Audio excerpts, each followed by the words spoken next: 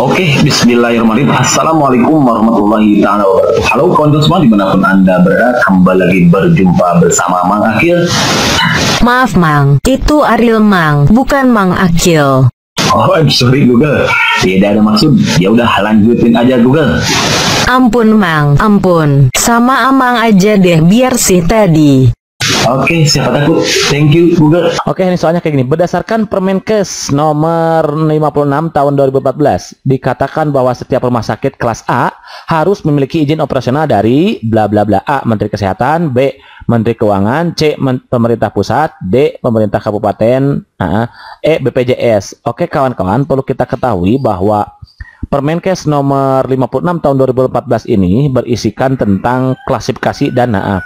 Jadi Permenkes ini kalau mau tahu nih kita tulis ya, Permenkes nomor 56 tahun 2014 ini berisikan tentang apa? Tentang klasifikasi, pengklasifikasian rumah sakit nantinya itu klasifikasi ya, dan perizinan rumah sakit, perizinan rumah sakit. Jadi kalau kawan-kawan mau tahu, oh ternyata perizinan rumah sakit itu diaturnya di sini kawan-kawannya di dalam Permenkes nomor 56 tahun 2012. Dan untuk rumah sakit kelas A dia itu harus memiliki izin operasional siapa? Nah, hal ini tercantum dalam pasal 64-nya kawan-kawan.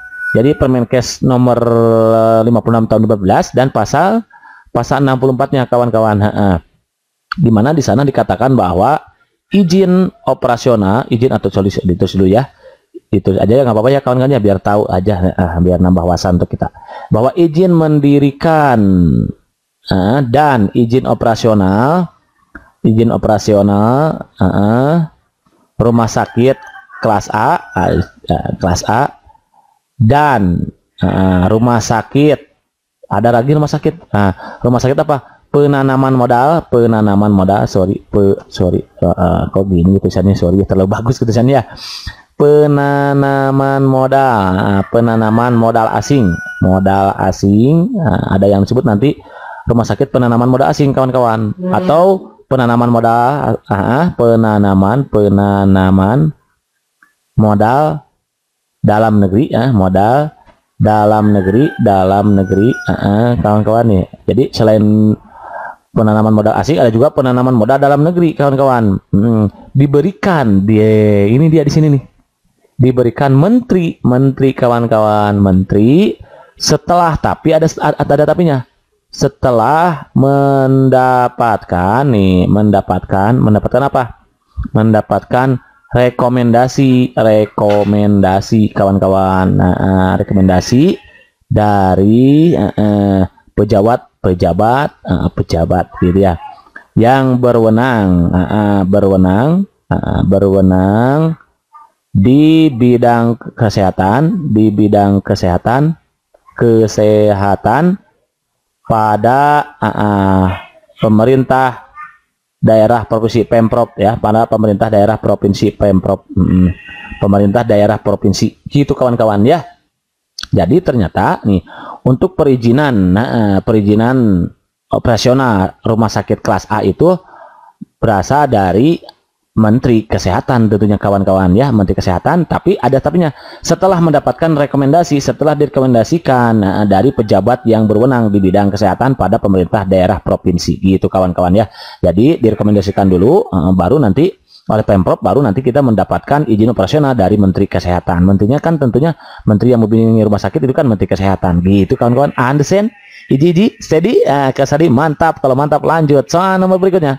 Number 2 nih, rumah sakit penanaman modal asing. Nah, yang barusan kita tadi sebut itu ya, sebagaimana dimaksud pada pasal 64 ayat 1 yang barusan itu ya, barusan itu adalah pasal 64 ayat 1, adalah rumah sakit dengan pelayanan bla bla bla. A. Spesialistik dan subspesialistik, B. Residensial dan spesialistik, C. Perinata dan spesialistik, D. Subspesialistik dan residensial, E. Neonata dan esensial. Oke kawan-kawan nih, ya, yang dimaksud dengan rumah sakit penanaman modal asing itu merupakan rumah sakit dengan pelayanan yang mana? Yang A kawan-kawan, spesialistik dan subspesialistik gitu kawan-kawan. Di mana kasus ini terdapat pada pasal 65-nya. Pasal 65 undang yang Permenkes barusan itu nomor 56 tahun 2014 itu. Di mana di sana dikatakan bahwa rumah sakit penanaman modal asing katanya ya, penanaman modal asing, oke. Katanya sebagaimana yang dimaksud di sana, sebagaimana yang dimaksud di mana?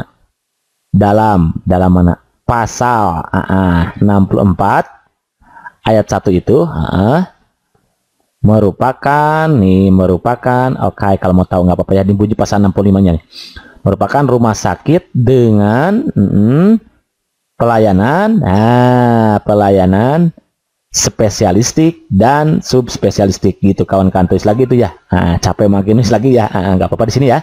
Dengan pelayanan ini lanjutin di sini gitu, kawan-kawan. Jadi kasus ini terdapat pada pasal 65 ayat 65 aja gitu ya. Jadi nanti untuk lebih jelasnya kawan-kawan silakan download ya Permenkes ini biar lebih nanti pemahamannya lebih luas lagi, baca lagi sama kawan-kawan ya, siapa tahu nanti yang keluar tidak ini gitu ya. Permenkes nomor 56 tahun 2018, silahkan di download, harus tahu kawan-kawan itu ya kalau yang bergerak di bidang kesehatan itu, karena ini dasar dari semuanya gitu, dari bidang kesehatan harus tahu itu kawan-kawan ya. Di download 2014 sorry gitu ya, aduh terlalu bersemangat makin itu ya, I'm sorry itu kawan-kawan ya. Understand, steady, kalau steady mantap. Lanjut soal number 3. Nah, berdasarkan bentuknya, rumah sakit dibedakan menjadi rumah sakit bla bla bla. A. Menetap, bergerak dan lapangan. B. Menetap, bergerak dan khusus. C. Bergerak, lapangan dan khusus. D. Umum, khusus dan swasta. E. Daerah, pusat dan swasta. Oke kawan-kawan. Nah kalau kasus yang ini nih kawan-kawan, untuk berdasarkan bentuknya nih, karena yang ditanyakan berdasarkan bentuknya, awas, ini yang ditanyakan adalah berdasarkan bentuknya, karena nanti akan ada rumah sakit umum, khusus gitu kan ya. Nah kalau berdasarkan bentuknya, maka rumah sakit ini dibedakan menjadi 3. 1. Rumah sakit menetap, 2. Bergerak, dan 3. Lapangan kawan-kawan gitu ya. Ini semua terdapat di pasal 6-nya, bab 3 pasal 6. Di mana nih? Ditulis dulu sini lah. Tetap di Permenkes nomor 56 tahun 2014 kawan-kawan ya, tahun 2014 bab 3 di bab 3 aja nih, di bab 3 pasal berapa? 6 gitu kawan-kawan. Nanti kalau kawan sudah punya silakan dibaca lagi, dibandingkan. Oh ternyata benar gitu kawan-kawan ya. Jadi kalau berdasarkan bentuknya ternyata rumah sakit itu ada 3 jenis, menetap, bergerak, dan lapangan. Oke lanjut begitu. Understand?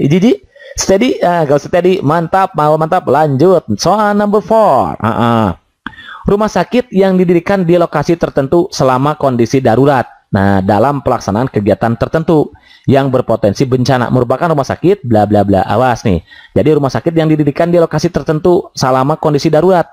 Ada kondisi darurat nih di suatu karena berpotensi bencana misalkan ya, atau akibat dari suatu bencana, didirikan rumah sakit di lokasi tersebut, di TKP tersebut. Nah, maka itu disebut rumah sakit apa? A.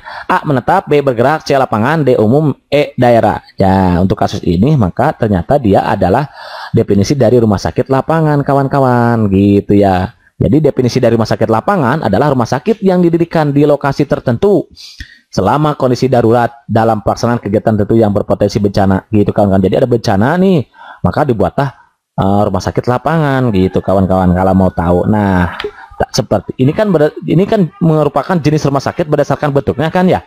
Ada 3 ya, ada rumah sakit menetap, rumah sakit bergerak, dan rumah sakit lapangan. Kalau kawan-kawan mau tahu boleh gitu ya, boleh lah di sini tulis tambahan ya. Yang berikutnya nih, yang ini yang pertama ini sudah kan, yang berikutnya yang B misalkan ya, rumah sakit disingkat aja RS ya. Rumah sakit menetap. Apa sih yang dimaksud dengan rumah sakit menetap itu? Menetap. Jadi yang dimaksud dengan rumah sakit menetap itu merupakan rumah sakit yang ya apa? Didirikan secara permanen. Nah, namanya juga menetap, berarti didirikan juga secara permanen kawan-kawan gitu. Untuk jangka waktu lama, kan permanen. Itu rumah sakit menetap namanya. Oke. Untuk apa? Untuk menyelenggarakan pelayanan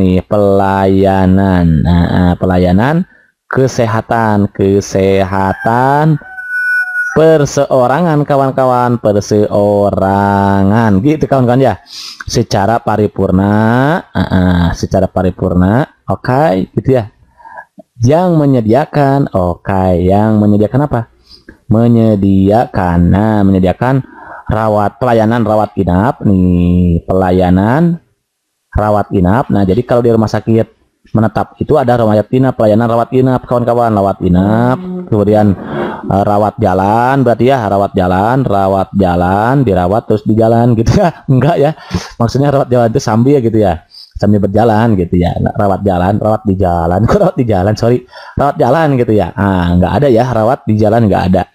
Semua pelayanannya insya Allah rumah sakit itu memberikan pelayanan yang terbaik gitu ya kawan-kawan. Nanti yang terpilih bekerja di rumah sakit, di bidang kesehatan, jangan lupa untuk memberikan pelayanan yang terbaik kepada masyarakat ya, terutama ke rakyat kecil. Kita harus kasihan, harus peduli gitu ya. Jangan mengutamakan uang, tapi utamakan pelayanan, utamakan pertolongan kepada mereka, karena ketika kita menolong mereka, maka Allah akan menolong kita gitu kawan-kawan. Jangan takut dengan kita menolong orang lain kita akan rugi, enggak ya. Justru dengan kita menolong orang lain, maka Allah pun akan menolong kita gitu. Jangan sombong nanti ya. Kalau sudah terpilih jadi pekerja di rumah sakit nih misalkan, jangan sombong.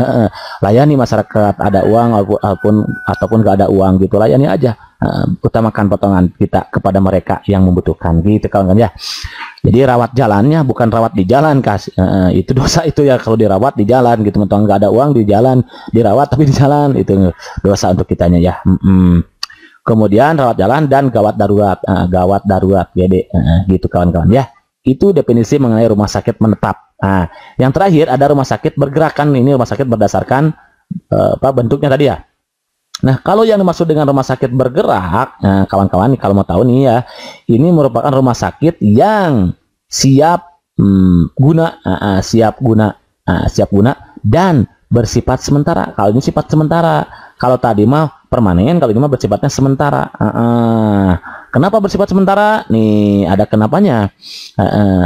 Kalau namanya sementara berarti kan dalam jangka waktu yang tertentu ya, dalam jangka waktu tertentu, oke ya. Dan dapat dipindahkan dari satu lokasi lain gitu kawan-kawan. Kenapa bersifat sementara? Ya karena ya tadi itu, yaitu ada ketika suatu masalah terjadi gitu kawan-kawan ya. Contoh misalkan ini rumah sakit biasanya ini bisa di dalam bentuk karena bergerak, jadi ya itu selalu bergerak. Bisa nanti dalam bentuk bus gitu, dalam bis gitu ya. Bisa di dalam kapal laut gitu, rumah sakit bergerak itu kapal laut, atau gerbong kereta api misalkan, gerbong kereta api dan kontainer misalkan ya, kontainer. Nah itu kawan-kawan ya yang dimaksud dengan rumah sakit bergerak itu kawan-kawan. Jadi melayani, dia itu siap guna, bersifat sementara dalam jangka waktu tertentu dan dapat dipindahkan dari satu lokasi ke lokasi lain. Jadi melayani secara bergerak gitulah bahasa sederhananya ya. Begitu kawan-kawan, understand? Steady, mantap kalau mantap. Next, number 5, number berikutnya. Nomor 5 nih, berikut merupakan klasifikasi rumah sakit umum kecuali bla bla bla. Selalu hadapi dulu dia dengan senyuman ya, lupa dia smile gitu kan. Solution biar apa? Iya betul, biar ada inspirasi. Awas kawan-kawan, yang ditanyakan di sini adalah yang kecuali. Jadi rumah sakit itu kan diklasifikasikan. Rumah sakit umum diklasifikasikan menjadi rumah sakit umum apa saja. A, rumah sakit umum kelas A, B, rumah sakit umum kelas B, C, rumah sakit umum kelas C, D, rumah sakit umum D, dan E. Nah, yang nggak ada itu adalah yang E, kawan-kawan. Jadi, rumah sakit umum itu diklasifikasikan menjadi 4, yaitu rumah sakit umum kelas A, kelas B, kelas C, sama kelas D, gitu kawan-kawan. Nah, ini berdasarkan jenis pelayanan yang diberikan, gitu. Jadi gini, kalau mau tahu boleh lah tambahan ya. Jadi berdasarkan jenis apa? Pelayanan yang diberikan nih kawan-kawan nih. Jadi kalau berdasarkan jenis pelayanan yang diberikan, nah rumah sakit itu dikategorikan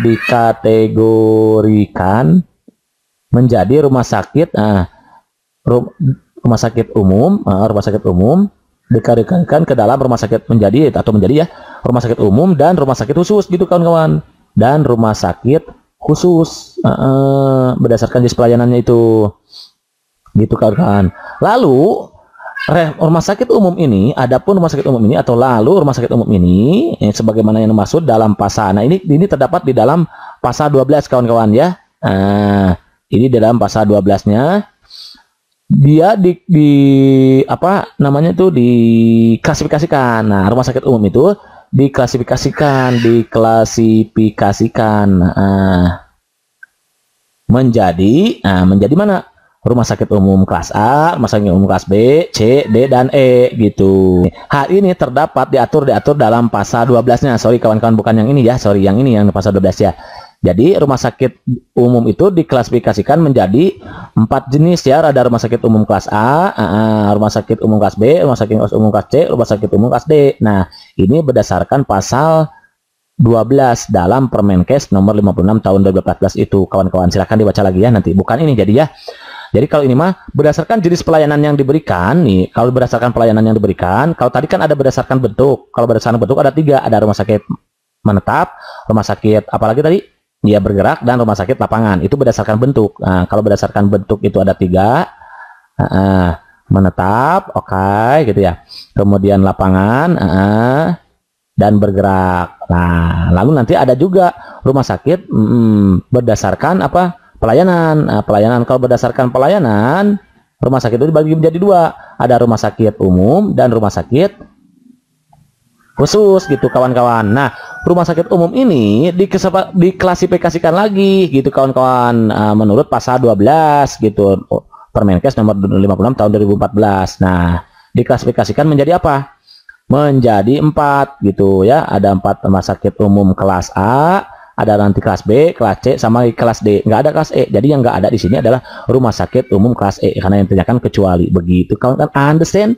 Iji steady, mantap. Kalau mantap, next soal nomor berikutnya yang terakhir. Mohon maaf ya, hanya sampai nomor 6 saja nih. Oke, nih soal nomor 6 kayak gini.